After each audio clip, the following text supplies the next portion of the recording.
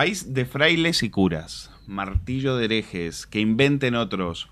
Son algunas de las expresiones que sirven para identificar a España con el atraso, la incultura y la mezquindad. Entre los españoles aún existe cierto complejo psicológico relacionado con la propia nacionalidad, dado que con cualquier motivo se los puede tachar de intolerantes, franquistas, fanáticos y demás calificativos. Pero, de verdad, ¿España tiene un pasado nefasto, una historia más vergonzante que el resto de los países?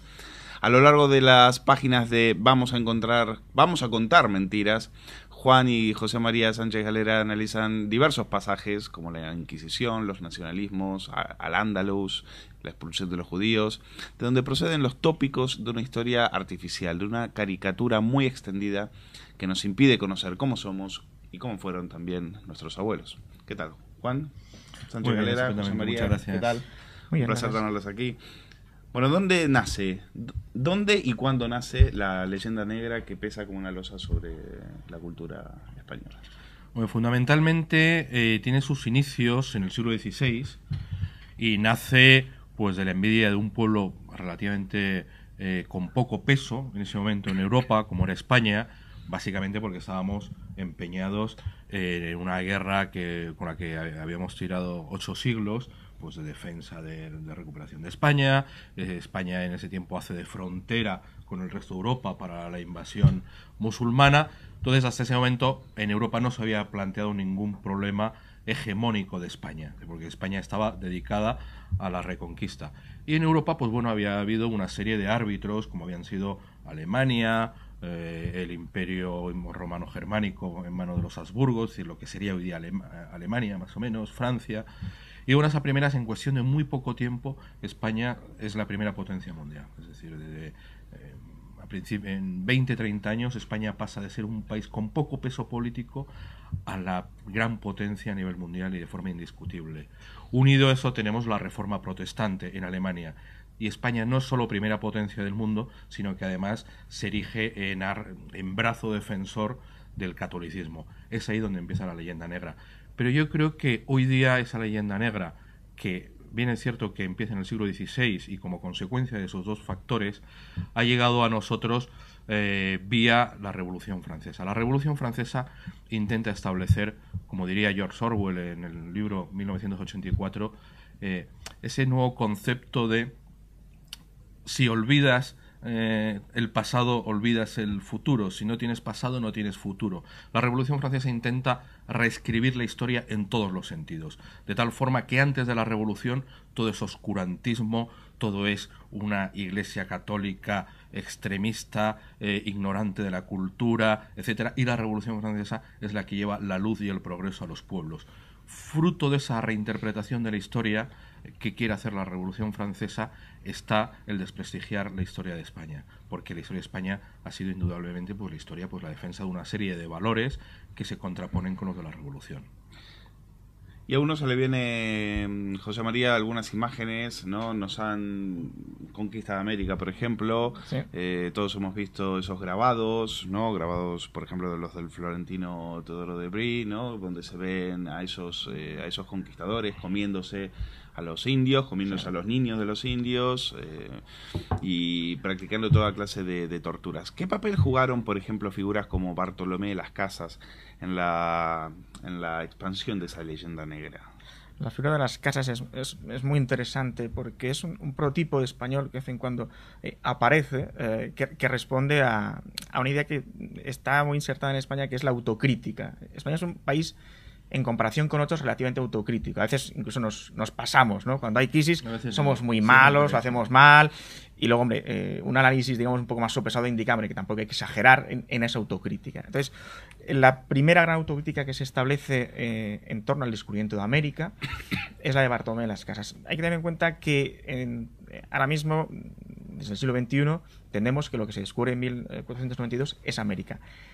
Hasta principios del siglo XVI no se sabe exactamente lo que se ha descubierto. Todavía está en algunos la duda de si está cerca de Japón o las Indias o China. Y aparte, Japón, China, las Indias, en un concepto casi confuso, ¿no? Para el europeo o para el español de aquella época.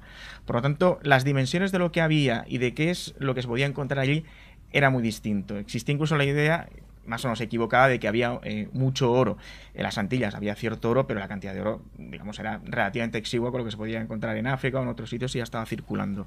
Entonces eso produce una serie de excesos que efectivamente hay que localizar, hay que criticar, hay que corregir, pero digamos, Bartolomé de las Casas tiene en ese momento un papel ya como muy enconado, ¿no? de crítica. Y no era un cualquiera, es decir, Bartolomé de las Casas no era un no era un señor que apareció por allí, que viajaba como alguien más de la tripulación de esas carcasas pequeñas que atravesaban los mares, sino que era alguien, un válido, una persona de poder, ¿no? Una persona influyente. En el momento en que su crítica, digamos, surte efecto y es conocida y llega, es una persona que, en cierto modo, tiene una representación de la corona, con lo cual su crítica es mucho más creíble. El caso es que de la crítica que él hace, que ya de por sí contiene algunas exageraciones y algunas de las cosas que él ya dice, hombre, esto es algo que debemos corregir, aun cuando él en su momento participó en aquello, es algo que efectivamente se va corrigiendo y se le va poniendo, en cierto modo,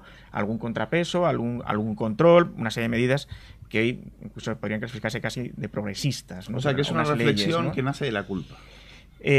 No más que de la culpa del esfuerzo de Prurito, del Prurito que hay, de decir, oye, aquí no hay que cometer excesos. Es decir, hay una de las reflexiones que desde el principio es si tenemos derecho a conquistar esto o no, si son seres humanos o no, si hay que evangelizarlos o no. Es decir, siempre hay una reflexión relativamente humana o humanística en torno a todos estos problemas. O sea, se discutía incluso su humanidad. O sea, no, en esos momentos en España no se llega a discutir si son humanos o no.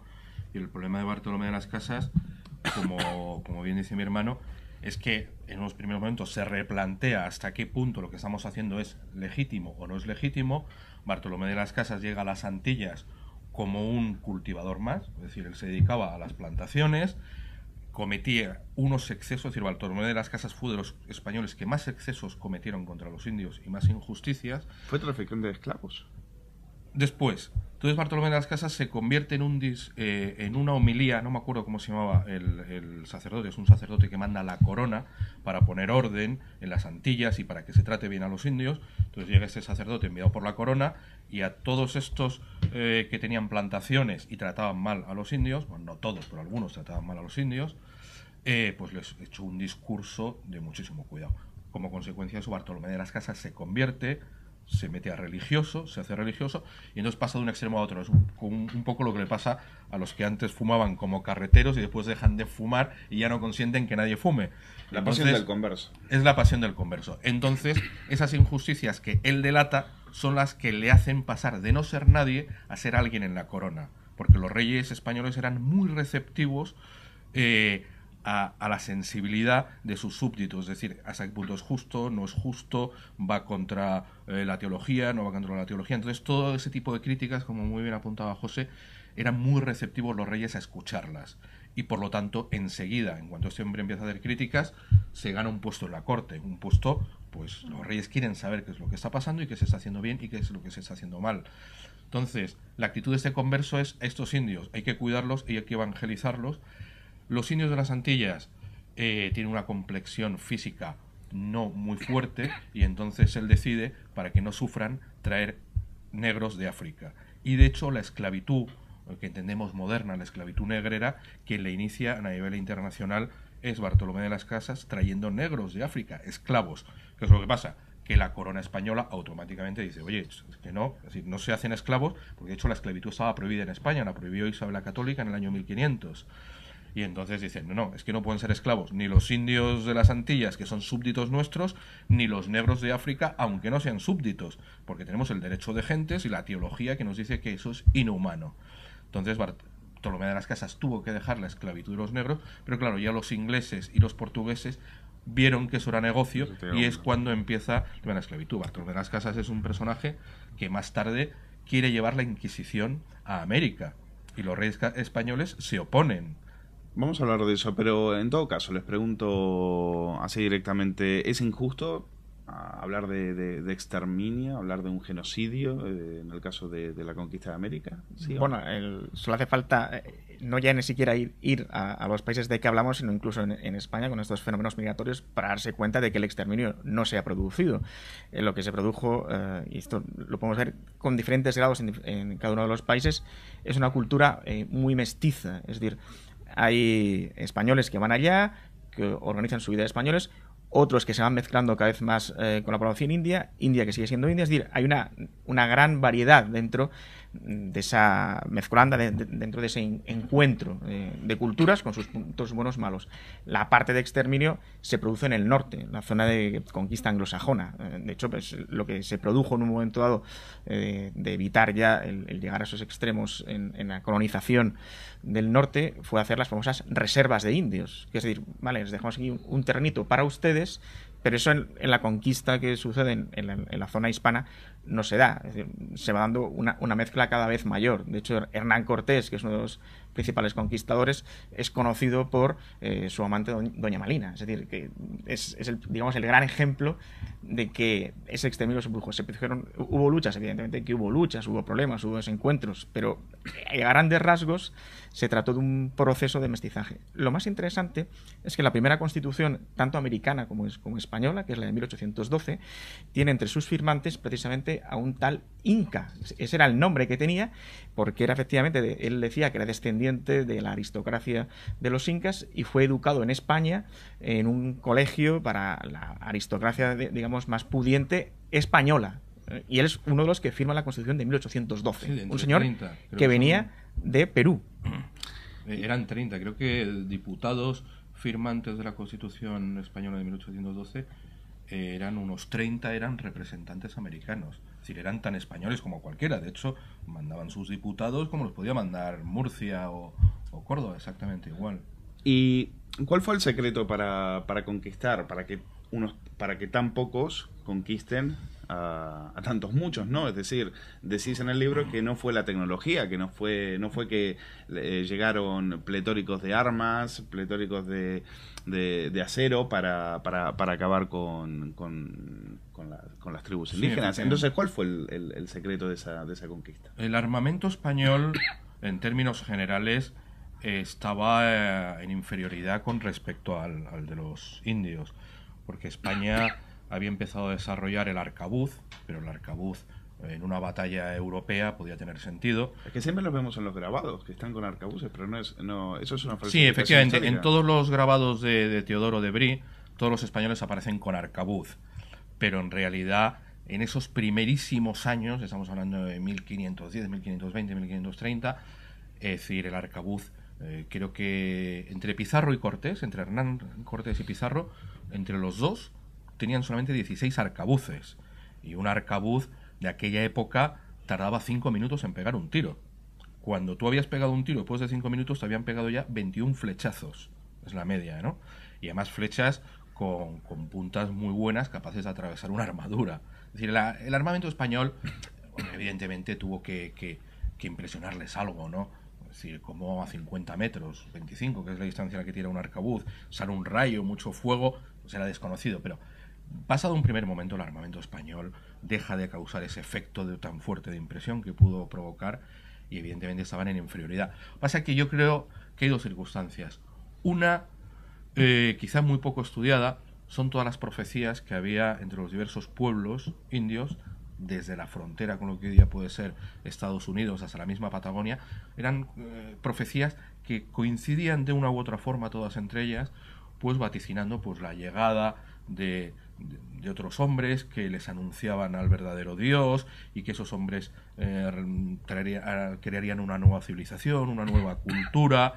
Es decir, sabían de una u otra forma que sus sistemas sociales y políticos estaban ya a punto de desaparecer y ser renovados por otros que traerían hombres con barbas que venían en casas flotantes desde donde sale el sol, etcétera, etcétera, ¿no? Pero sobre todo el gran factor militar es que eran pueblos tremendamente desunidos y con una jerarquía terrorífica. Es decir, todo el mundo, los indios, preferían ser gobernados por los españoles a ser gobernados por quien les gobernaba hasta entonces, básicamente porque eran unas sociedades terriblemente crueles, ¿no? Y los españoles, por mucho que se diga que fueron crueles, los propios indios preferían que les gobernaran españoles a que les gobernaran los que les gobernaron hasta ese momento. Hernán Cortés, las tropas que tiene, con las tropas que tiene no hace nada. La batalla decisiva en la que toma México es la de Otumba. Se había ganado todos los pueblos circundantes a lo que hoy día serían, a lo que eran los aztecas, ¿no? Así todo, ha triunfado la idea de que la cultura española lo que ha dejado en América no ha sido prosperidad, ha sido iglesias, curas y escribanos, mientras que la cultura anglosajona donde conquistó, pues sí dejó prosperidad y dejaba instituciones y dejaba riqueza. ¿Qué hay de cierto y qué hay de mito en todo esto? Bueno, lo primero que tiene que hacer es ver la fecha de fundación de las primeras universidades en América. Es decir, ver que ya antes de 1550 existen varias universidades en América. Eso ya es un primer indicio de que el tópico pues no se sostiene mucho, la verdad. Luego, aparte, uno incluso podría ver incluso la historia de los propios países americanos emancipados en el siglo XIX para ver que muchos de ellos están en una situación mucho mejor internacionalmente que ahora. Es decir, algunos de los problemas que a veces se achacan a situaciones que puede haber en determinados países de Hispanoamérica, se dice, no, es que esto viene de hace 500 años o hace 300. Y dicen, no, que si ustedes hace 100 años eran la Suiza de América, ¿no? Si el caso, por ejemplo, se habla de Uruguay, ¿no? Lo que llevan los españoles a América es, en cierto modo, lo que ya había en Europa, es decir, la cultura clásica. Uno cuando pasa por algunas de las principales ciudades, ya sea pues México, Bogotá, etcétera, ve un arte muy similar al que se puede apreciar en las grandes ciudades españolas. Es decir, el gran barroco, el gran renacimiento se ve de igual manera. Al mismo tiempo, lo que se ve es que las lenguas indígenas ya están en imprenta en el mismo siglo XVI. La Biblia en quechua, la Biblia en diferentes idiomas. Bueno, eso también pasó con los anglosajones, ¿eh? En la Patagonia, por ejemplo, yo lo he visto con mis propios ojos, que llegaron ingleses antes que españoles y también había Biblias traducidas en los dos idiomas. Sí, pero estamos ya hablando de un periodo que es tremendamente posterior. No estamos hablando del siglo XVI. O sea, no estamos hablando de cuando se llega. Es decir, con lo primero que se llega es con imprenta a América. Y con lo que se llega es con un calco de las instituciones que hay en y también en Europa. Con lo primero que se falsea la historia, ¿no? También la imprenta tiene mucho que ver en eso, ¿no? Sí, efectivamente. De todas formas, volviendo un poco a la pregunta de antes, yo creo que hay dos cosas que hay que tener muy en cuenta, ¿no? En primer lugar, cuando hablamos de dejaron más desarrollo, los anglosajones, cuando hablamos de anglosajones vamos a meter un poco también holandeses, sino que es el mundo anglosajón en general, o protestante quizá, ¿no? Que es quizás algo que los define más. Cuando decimos que dejaron más progreso unos que otros, también tenemos que preguntar a quién le dejaron ese progreso. Porque evidentemente no podemos decir que los ingleses le dejaron ese progreso a los indios americanos. No, se lo dejaron a ellos mismos. Se lo dejaron a sus propios ciudadanos que vivían en Estados Unidos. Se lo dejaron a sus propios ciudadanos que vivían en Australia. No nos podemos olvidar que en Australia, hasta 1960, los aborígenes australianos no tenían derecho ninguno. Hasta 1960 los aborígenes australianos no tenían ningún derecho. En Nueva Zelanda toda la población indígena fue literalmente aniquilada. Solo quedó una persona viva de toda la población aborigen de Nueva Zelanda. Entonces, es importante decir, ese progreso, ¿a quién se lo dejaron? ¿A ellos mismos, a sus propios descendientes o a los indios? Porque por poco progreso que dejáramos nosotros en América, pero se lo dejamos a los americanos, se lo dejamos a los aborígenes de esa tierra, a los naturales de allí, ¿no? Entonces eso creo que hay que tenerlo muy en cuenta. Y en segundo lugar, cuando se produce la emancipación de la América hispana, en 1826, Hispanoamérica era la zona más rica y próspera del mundo. Estados Unidos por aquel entonces utilizaba como moneda el real de A8 español. Es decir, el dólar, el símbolo del dólar, viene del real de A8, era la moneda que utilizaban en Estados Unidos. Porque el potencial económico, comercial y cultural de la América hispana era el mayor que había en el mundo. Cuando América deja de ser española, había 40 universidades funcionando. A veces lo que se produce es que para poder justificar una línea, una deriva específica, se tiene que llevar a cabo un argumentario en el que pues, una de las patas necesarias es decir, no, mira, es que hay cristianos españoles, nos aliquinaron y todos los males vienen de aquí. Pero si nos vamos, como tú dices, a otros, más que a otros países, a otros contextos, incluso dentro del mismo país, pues vemos que ese discurso no existe. Lo que existe incluso es una idea de cierto entendimiento, de que nosotros somos una república independiente y ustedes son la madre patria, pero hay muchas cosas en común, hombre, y es bueno es que haya un cierto entendimiento, que siga habiendo comunicación. Yo lo asociaría más digamos, a ciertos movimientos o tendencias que tienen sus altibajos. En algunos países pueden estar, digamos, más ancladas, en otros no, más que precisamente a un plan específico de vamos a hacer una nueva identidad nacional basada en este aspecto. A ese punto quería llegar, José María. Decís en el libro que ha primado lo católico por encima de lo nacional. Como característica español, dentro de la herencia de la herencia española en Hispanoamérica. Sí, en el caso español es una de esas características precisamente, porque de hecho los reyes, los Austrias, los primeros Borbones, habitualmente no usaban el título de rey de España. El título habitual era de majestad católica. De hecho, si no me equivoco, en el Tratado de Utrecht pues, se celebran los 300 años precisamente del fin de la guerra de secesión, de sucesión, con la toma de Gibraltar y demás. Y en ese tratado el firmante por parte de España es la majestad católica. Es un título que incluso Alfonso XIII en algún momento se seguía usando. Por lo tanto, la idea de España sí, se refería a una parte, digamos, de como un proyecto casi diríamos similar al proyecto del mundo romano, ¿no? Del imperio de Trajano, de esa especie de imperio ecuménico.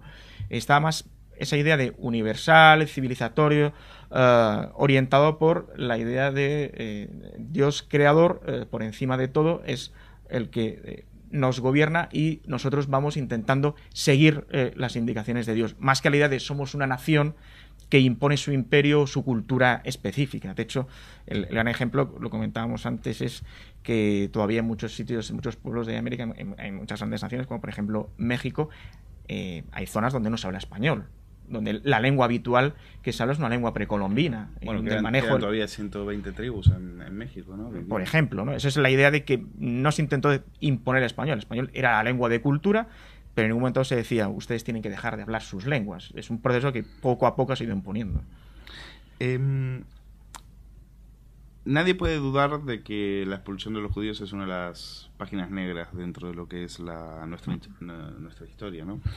¿Por qué los reyes católicos toman esa decisión? Lo contáis en el libro, en uno de los capítulos a los que dedicáis esto. ¿Cómo se puede entender esa decisión y cuál es el contexto en el que pues necesariamente... Sí, reconociendo que ustedes lo dicen, que es un hecho lamentable, como mínimo lamentable. Sí, la historia no la puedes entender nunca si no te retrotraes al momento histórico. Es decir, ¿qué es lo que pasaba en aquel entonces?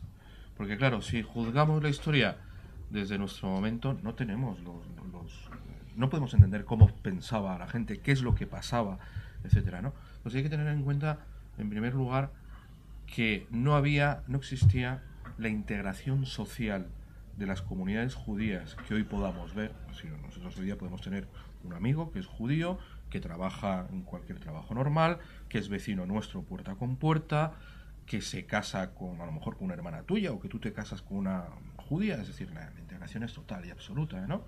Sin embargo, en esas épocas no existía. Es decir, las comunidades judías todavía estaban muy imbuidas de ese Antiguo Testamento en el que tendían a aislarse, solamente se casaban entre ellos, se dedicaban a profesiones muy específicas. Y por una parte, la comunidad judía era una comunidad muchísimo más cerrada, y al mismo tiempo los cristianos pues también seguían viendo un poco a los judíos. Tampoco eran muy abiertos. Yo creo que eran más abiertos, sinceramente creo que eran más abiertos, pero también es verdad que, bueno, es decir, daban por hecho una serie de cosas que hoy día no entenderíamos, como decir que todos los judíos eran culpables del asesinato de Jesucristo, ¿no? Entonces eran dos comunidades que no se entendían, como gracias a Dios hoy nos entendemos. Y ello llevó a una conflictividad social muy fuerte, es decir, había tumultos, hubo crímenes, hubo masacres, es decir, era un problema de convivencia social muy fuerte que hoy no entendemos, pero que hubo un problema de convivencia social. Ese problema... ¿Por qué no se los vio como españoles? Porque al fin de cuentas eran españoles. Entonces, ¿por qué ¿Por qué no se les vio como españoles antes que como judíos? Pues para empezar, porque muchos de los judíos que nosotros expulsamos no eran españoles. Eran gente que había venido aquí después de haber sido expulsados. Tengamos en cuenta que la expulsión de judíos que hacemos en España es la última que se hace en Europa. Es decir, en ese sentido, nosotros no es que fuéramos los únicos en expulsar a los judíos, no es que todos los pueblos de Europa expulsaron a los judíos. Los ingleses los expulsaron y los tiraron al agua en el Canal de la Mancha para que se ahogaran. Austríacos y alemanes hicieron grandes asesinatos en masa de judíos por aquel entonces. Los franceses los expulsaron 3 veces. Gran parte de los judíos que vienen a España no eran españoles, sino que eran de otros países que se habían refugiado en España. Entonces, al problema propio que teníamos ya de la población judía se añade el de los que vienen de fuera. También por aquel entonces la sociedad era una sociedad teocéntrica, y entonces los judíos hasta cierto punto no eran españoles porque no eran cristianos, es decir, eran gente pues que tenía un permiso de residencia, por decirlo de alguna forma, y ese también era el estatus que ellos querían y en el que se consideraban, ¿no? José María, ¿coincides con eso? El estatus legal era muy curioso porque estaban bajo la protección del rey, digamos, eran como un pueblo que dependía directamente del rey, y para todos los órganos representativos que había en aquella época, como el equivalente a lo que hoy en día es un ayuntamiento o las Cortes de Castilla, por ejemplo, había un representante de ellos, pero más en calidad de alguien que toma nota, que luego da parte al rey y poco más. Jurídicamente, ya no solo socialmente, sino también jurídicamente había un reflejo de esa distancia que había. También vivían en sus propios barrios.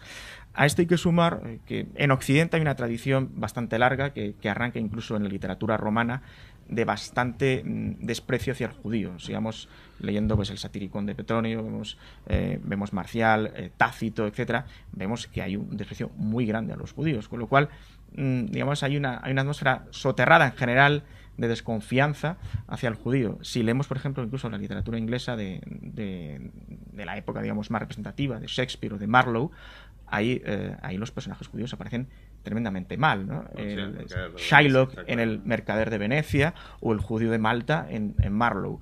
Por tanto, es que tenemos... Pero en todo caso eso no justifica la expulsión, es decir, quiero decir, eso no podemos decir que era una tierra de tolerancia cuando no lo era. No, porque aparte la palabra tolerancia en aquella época significa precisamente sufrir. Cuando se toleraba a un pueblo, es decir, que se lo sufría. No tenemos más remedio que aguantaros. Eso es lo que significaba, no amamos la diversidad. No, ese concepto es un concepto que viene muy ahora y viene muy dado por un desarrollo que entonces no estaba tan logrado como es el desarrollo de identidad nacional. Antes era más, pues yo tengo los fueros de mi localidad, sí, me siento español o me siento europeo, pero esa idea de nacional, como tenemos ahora, de derecho civil tan fuertemente remarcado, con una constitución y la recurrencia, digamos, al lenguaje de Estado de Derecho, soy ciudadano, etcétera, no estaba tan desarrollado. Había otros valores que los instituían o que podían, digamos, albergar, digamos, un planteamiento humano distinto, pero que no tenía ese reflejo en decir, bueno, lo importante es ser español con independencia de tu religión. En todo caso, una cosa sí que habría que diferenciar de la expulsión de los judíos en España con respecto a la expulsión de los judíos en todo el resto de Europa es que es el único pueblo que los expulsa conservando sus propiedades y derechos. Es decir, a los judíos no se les expropia absolutamente nada y se les mantienen todas sus propiedades. En todas las demás expulsiones o bien se les mata y en todo caso se les expropian sus bienes. Bueno, en todo caso también se les dio la posibilidad de la conversión. De la conversión, sí, efectivamente. Lo cual acabó generando también durante cierto tiempo bastantes problemas por los falsos conversos o por los que, descendiendo de judíos, pero han pasado unas generaciones y uno pues más o menos se siente cristiano, o bien por convicción o bien porque es la religión común y demás, pero no se siente judío ni nada, pero el hecho de haber tenido antepasados judíos pues a veces generaba muchos problemas, con lo cual digamos que a veces era endiablada, ¿no?, la situación, porque cualquiera de las soluciones que pudieras dar te iba a generar un problema ulterior que por esa pues, se ha venido arrastrando. De todos modos es interesante porque en gran parte de la población judía expulsada se va a Marruecos, otras se va hacia los Países Bajos, hacia Flandes, donde, digamos, anima ese ambiente, digamos, de rebelión contra España. Y sobre todo dentro de los que van a Marruecos y están mucho tiempo en Marruecos, conservan muchas de las costumbres que han adquirido, el lenguaje, etcétera, ¿no? Y luego es interesante ver la evolución precisamente de esa población sefardí que ha estado en Marruecos, porque en la época del protectorado, que el protectorado español dura de más o menos 1900, 1907 hasta 1956, en ese momento los judíos se dan cuenta de que existe el concepto de ser ciudadano, porque hasta el momento han vivido en el concepto de soy ciudadano de segunda, pago más impuestos, no puedo llevar armas, por la calle tengo que ir con colores, no puedo ir con colores vistosos, en fin, tengo muchas limitaciones por no ser de la religión mayoritaria, que en el caso de Marruecos era ser musulmán. Se dan cuenta de que hay un concepto de ciudadanía que sí implanta España durante el protectorado, es decir, a la escuela más o menos se puede ir, igual si eres musulmán, judío y cristiano, y cuando llega la independencia de Marruecos, prácticamente toda la población que era principalmente de origen sefardí que había en Marruecos, se va de Marruecos. Y hoy en día la comunidad judía en Marruecos prácticamente es inexistente. Bueno, y hablar de leyenda negra es hablar de la Inquisición, ¿no? Es decir, nos han bombardeado con imágenes de que la Inquisición es una cosa española. Es una cosa europea, principalmente. Vosotros decís, por supuesto, que ni fue tan cruel, ni fue española. Efectivamente. Sí, bueno, la Inquisición... Volvemos un poco a lo de antes. Estamos hablando de historia y cuando hablas de historia es muy bonito juzgar las cosas desde el tendido. Hay que ver qué injusticia, cómo podían ser tan intolerantes, etcétera. Pero hay que ponerse nuevamente en el momento histórico, ¿no? Es decir, ¿por qué a lo largo de finales de la Edad Media en varios países de Europa se implanta la Inquisición? Y cuando digo varios países de Europa me estoy refiriendo a todo el marco europeo, igual que estábamos hablando con el tema de los judíos. Y al igual que con el tema de los judíos, España es el último país de Europa en incorporar la Inquisición. Es el último sitio donde se implanta. ¿Por qué? Pues porque la religión era el elemento unificador que había. Es decir, era el elemento unificador de la sociedad. Y entonces las grandes desviaciones implicaban revueltas sociales. Es decir, el ejemplo del que arranca la Inquisición en Europa es el de los albigenses. Es una secta religiosa, pero es una secta religiosa que se impone militarmente. Es decir, tú no puedes decir soy tolerante con estos, porque es que esos otros defendían sus ideas con una espada y con un hacha, así de claro, ¿no? Entonces, precisamente para garantizar la paz había que garantizar el orden social. Y tengamos en cuenta que en esa época en Europa, a diferencia de hoy día, no había policía, no había militares, es decir, no había nada que impusiera un orden. Entonces, se considera que era más efectivo que el orden estuviese en las ideas a que el orden estuviese manu militari en policías con una porra. El mismo Napoleón, que no era precisamente un defensor de la religión, decía, prefiero un cura a 100 policías, porque un cura me ahorra el trabajo de 100 policías. Entonces, en ese contexto tenemos que entender la Inquisición en esa época, en algo que garantizaba un orden social. La Inquisición no se metía en la vida privada de nadie. Es decir, la Inquisición en ningún momento se metía contigo si tú estabas amancebado, por ejemplo. Es decir, si tú estabas cometiendo adulterio y estabas amancebado, no se metía contigo. Se metía contigo en el momento que tú públicamente dijeses pues que amancebarse estaba bien, que el matrimonio era una tontería, porque estabas rompiendo ese orden social, ¿no? La Inquisición, por otro lado, solo tenía competencia sobre los católicos. Por ejemplo, la Inquisición muchas veces se le acusa de lo que hizo con los musulmanes y tal. No tenía competencia ninguna con los musulmanes, solo tenía competencia con los católicos. Y hay que entenderla desde esa perspectiva, desde la perspectiva de lo que hoy día, por decirlo de alguna forma, haría la policía. Es decir, evidentemente hubo algo que está mal y que a mí no me parece bien, que es que esas competencias estuvieran repartidas entre la Iglesia, el Estado, es decir, que no hubiera ahí un nexo claro. Sí, no había una separación de claro, poderes. Efectivamente, todavía, ¿no? Pero claro, tenemos que entender la época en la que estamos. En todo caso, la Inquisición... ¿Duró demasiado en España? A ver, se puede decir que sí y que no. Es decir, duró demasiado, ¿por qué? Porque duró 350 años, y eso es demasiado. Ahora, no duró demasiado en tanto que todas esas quemas de herejes, esas imágenes que tenemos todos grabados en la cabeza de quemando injustamente a alguien, fue relativamente escaso. Es decir, la Inquisición española, quiero recordar que fueron 4.133 personas las que se ejecutaron. Evidentemente puede quedar muy duro ahora mismo decir que se ejecutó a 4.133 personas. Claro, vamos a compararlo también un poco con los otros sistemas de represión religiosa que había en el resto de Europa. Es que en Inglaterra fueron 200 y pico mil católicos los que se mataron para garantizar el orden del sistema protestante en Inglaterra.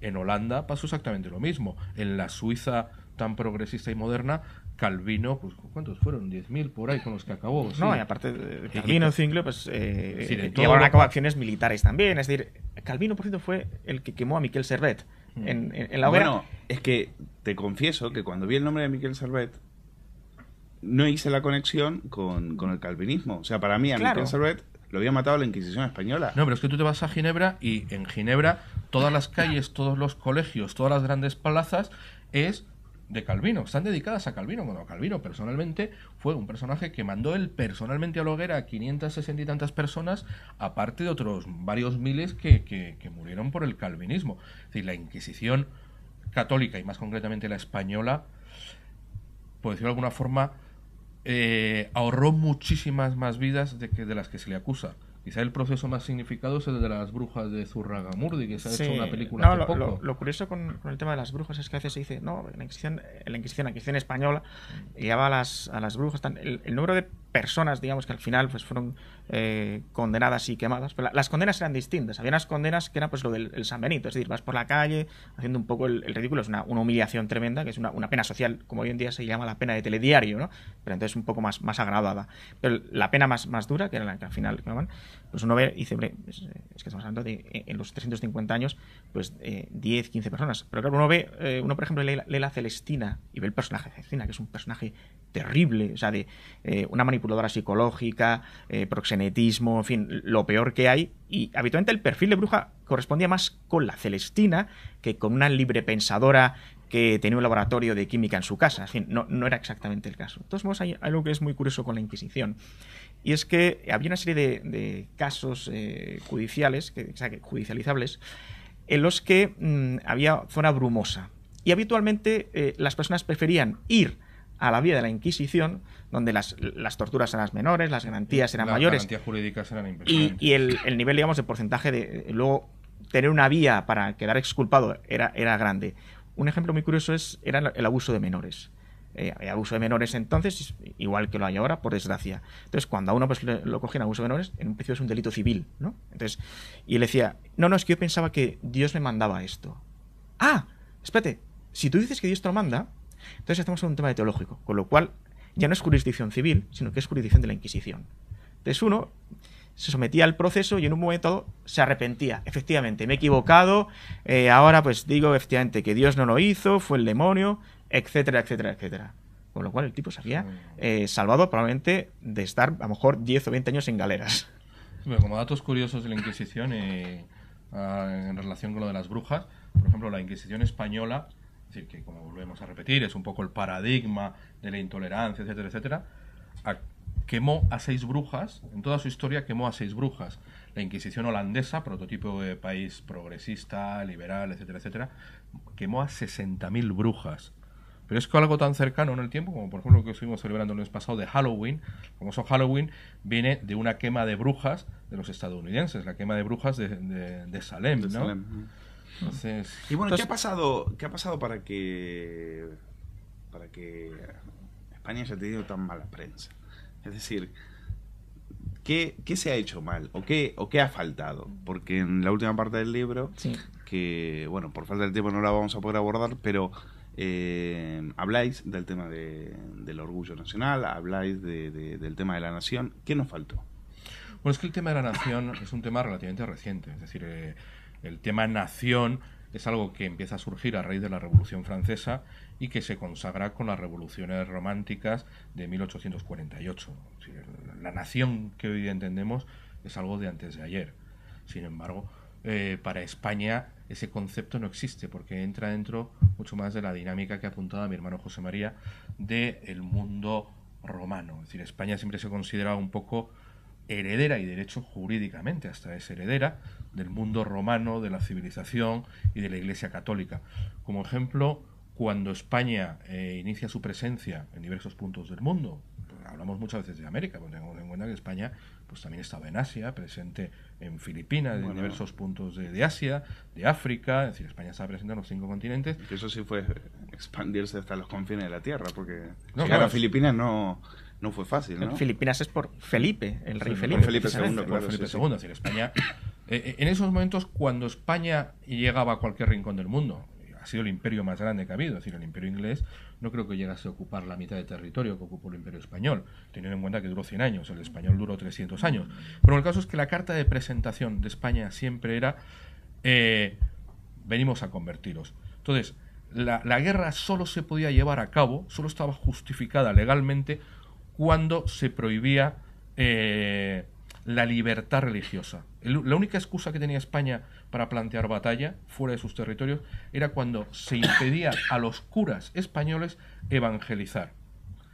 Nos trasladamos a lo que hoy día son las naciones que han robustecido su idea nacional, básicamente a raíz de los imperios coloniales, como podemos hablar de Inglaterra, de Francia y de Estados Unidos. ¿Cuál es la carta de presentación con la que ellos van a expandirse? El libre comercio. Igual que nosotros exigimos la libertad religiosa, y cuando no había libertad religiosa era cuando se planteaba batalla, ellos plantean el libre comercio. ¿Por qué invade Inglaterra la India?